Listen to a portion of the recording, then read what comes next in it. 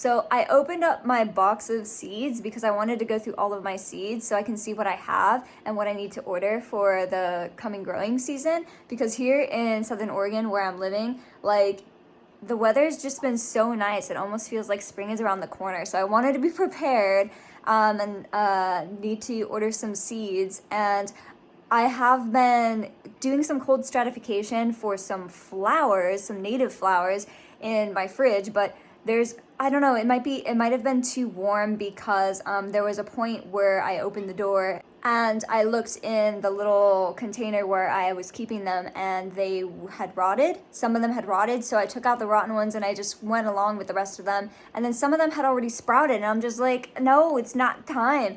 Also, like, my power goes out a lot, so like the temperature could have dropped and like broken their dormancy. I don't know. But like they have not been in there for 3 months, which is how long they were supposed to be in the cold temperatures. But I tried to plant them, they didn't work out, but it happened again. I went and I checked and a whole bunch were sprouting. And so I like added them here, and then I had to have a little heat pad so that hopefully it will help them and they'll grow, because like I really don't want to start over, because these are some native seeds, native perennial flowering plants that I really wanted to have in my garden this year. So hopefully they'll make it. I'm going to do everything that I can to make them continue growing. So hopefully that'll work. I just ordered like some LED grow lights so that can help them get that foliage going. But anyways, I opened this box of seeds that I have, and I was just going through it all, and I noticed some hyacinth like bulbs that I had like kind of tucked away. I was just like, oh yeah, they're dry, they'll be fine. I don't know anything about taking care of bulbs, and this is what they look like. So they're already like ready to grow. So I went and I like made a home for them. So I want to go ahead and plant those.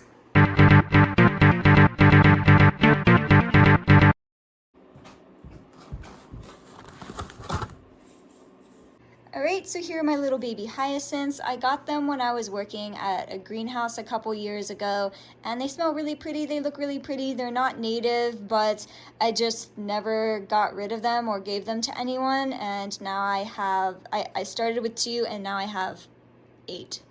10. I have 10. Okay, so I just wanted to go over all of my seeds to see what I have and to see what I need. I can see that I have a lot of random stuff, some things that are unlabeled. Make sure that you always label your seeds. I am looking through a lot of this stuff and I organized a bunch of it. We will start with the nightshade family. I've got a bunch of tomato seeds, a lot of which I saved myself. If I can do it, you can do it. We got some eggplant, tomatoes. For some of the tomatoes that I've saved, I have Lemon Boy, I have Sun Gold, I don't know how that's gonna come out, Yellow Pear, I didn't really like that one too much. Red Racer though is really good. This tomato has been super abundant for me in the past, and it's small. I prefer small tomatoes, so the tomatoes that you'll see me collecting are gonna be like cherry and grape size. Okay, so I also have some peppers. Sweet Yellow Roasting, Italian Sweet Roasting, Snackabelle Red, another Sun Gold, Banana Pepper, another Snackabelle Red, and some ground cherries. I also saved these. I don't know what kind they are. They're a yellow tomato that my neighbors gave me, and I planted them really late, but they were actually kind of tasty, so I kept some of the seeds. All right, next we have cucurbits. This is like the only zucchini that I have. I should probably get another one. I didn't really particularly care for this one, and it didn't really grow. I had volunteers that came from the compost pile, so I just used those, and they were so delicious, and these ones didn't make it. Some random, I'm pretty sure these are pumpkin. A bunch of different kinds of zucchini. Let's see. All kinds of winter squash, butternut squash, spaghetti squash, different kinds of pumpkins. Okay, onto the green stuff. I got my tatsoi. I love tatsoi so much. So good, so yummy. A bunch of Brussels sprouts, more pak choi, chard, kale, more Brussels sprouts, and then I got some like leafy stuff, arugula, coriander, mustard. Not bad. Okay, now we're gonna go on to some flowers. I got a bunch of nasturtium that I harvested from my neighbor's garden.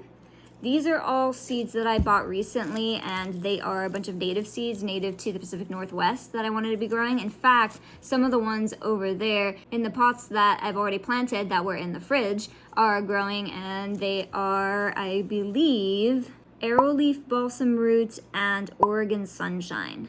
And then there are a couple other ones that don't need cold stratification, so I will leave those for later. Here we have some calendula that I harvested from my neighbor's garden. We've got snapdragons, zinnia, marigolds.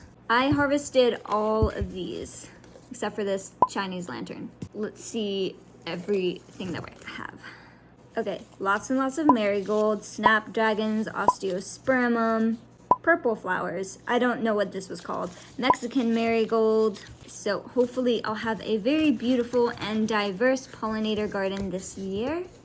I also have a bunch of other things, bush beans, beet, corn that I wouldn't eat, a bunch of fennel seed. Does anybody need fennel seed? Okay, I think like what I'm going to get is I'd like to get some cucumbers, and I want to get large sunflowers, like the big giant one, the ones with the big heads that I can harvest the sunflower kernels from. I want those. I need to get some basil and snap peas and maybe a couple other flowers. What about all you wonderful people? Are you going to be growing anything this year? I hope you will be, and I hope that you will be growing some pollinator plants native to your area. It's starting to get to that time where planning the garden is super necessary. You don't want to be caught off guard. Some things you might want to start indoors, so you might start planning that. If your neighbors are into gardening as well, you can kind of each grow something different and trade amongst each other. You know, cut that grocery bill in half if you can. So I hope that you are starting to think about what you want to grow this coming season, and I encourage you to grow some native pollinator plants for all the pollinators and the bees, and which will also benefit your garden as well and the production of your garden. Yeah, so I need to go do some chemistry homework. I hope you all live long and prosper.